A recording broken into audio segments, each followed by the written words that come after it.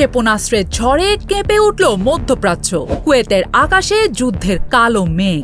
মার্কিন বিমান ঘাঁটিতে ইরানের ভয়ঙ্কর হামলা। তাহলে কি পাল্টা আঘাতের দাপটে যুদ্ধের হিসাবই বদলে যাচ্ছে? রাতের আকাশে হঠাৎ বিকট শব্দ, চারিদিকে সতর্ক সংকেত, মুহূর্তেই ছড়িয়ে পড়ে আতঙ্ক। মধ্যপ্রাচ্যের সামরিক উত্তেজনা যেন আবারও বিস্ফোরণের দ্বার প্রান্তে।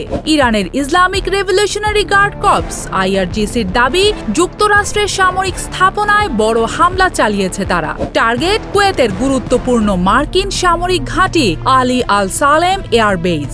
ইরান বলছে একের পর এক ক্ষেপণাস্ত্র আঘাত হানে ঘাঁটিতে। আগুন ধরে যায় দুটি ড্রোন হ্যাঙ্গারে, ধ্বংস হয় সামরিক বিমান ও হেলিকপ্টারের জ্বালানি সংরক্ষণের একটি স্থাপনা। তেহরানের বার্তা ছিল পরিষ্কার, মার্কিন হামলার কঠোর জবাব দেওয়া হবে, আর সেই জবাব হবে সরাসরি। কিন্তু এখানেই শেষ নয়।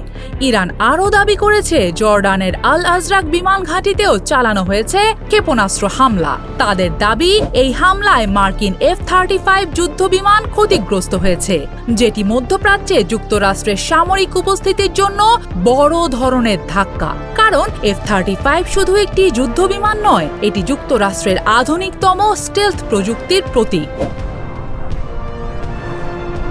তবে ওয়াশিংটন এই দাবি অস্বীকার করেছে। মার্কিন সেন্ট্রাল কমান্ড বলছে কোনো মার্কিন বিমান ধ্বংস বা ক্ষতিগ্রস্ত হয়নি। তাদের দাবি, ইরানের ছোড়া ক্ষেপণাস্ত্র ও ড্রোন প্রতিহত করা হয়েছে, সেগুলো লক্ষ্যবস্তুতে পৌঁছাতে ব্যর্থ হয়। কিন্তু পাল্টাপাল্টি বক্তব্যের মধ্যেই বাড়ছে উত্তেজনা। ইরানের ঘোষণা, যুক্তরাষ্ট্র ও তার মিত্ররা যদি আক্রমণ চালিয়ে যায় তাহলে সামনে আরো বড় প্রতিক্রিয়া আসবে। অন্যদিকে যুক্তরাষ্ট্র স্পষ্ট জানিয়েছে তাদের সেনাদের ওপর হামলার জবাব দেওয়া হবে। একদিকে বিশ্বের সবচেয়ে শক্তিশালী সামরিক বাহিনী, অন্যদিকে দীর্ঘদিন ধরে নিষেধাজ্ঞার মধ্যেও ক্ষেপণাস্ত্র ও ড্রোন প্রযুক্তি শক্তিশালী করা ইরান। যুক্তরাষ্ট্রের রয়েছে বিশাল বিমানবহর, আধুনিক অস্ত্র এবং বিশ্বজুড়ে সামরিক ঘাঁটি। আর ইরানের শক্তি তার বিশাল ক্ষেপণাস্ত্র ভান্ডার, আঞ্চলিক মিত্র নেটওয়ার্ক এবং অসম যুদ্ধের কৌশল।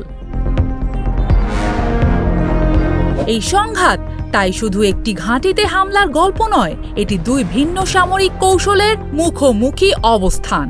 প্রশ্ন এখন একটাই, ইরানের পাল্টা হামলা কি শুধুই সতর্কবার্তা, নাকি বড় কোনো যুদ্ধের প্রথম ধাপ? মধ্যপ্রাচ্যের আকাশে এখনো যুদ্ধের কালো ধোঁয়া।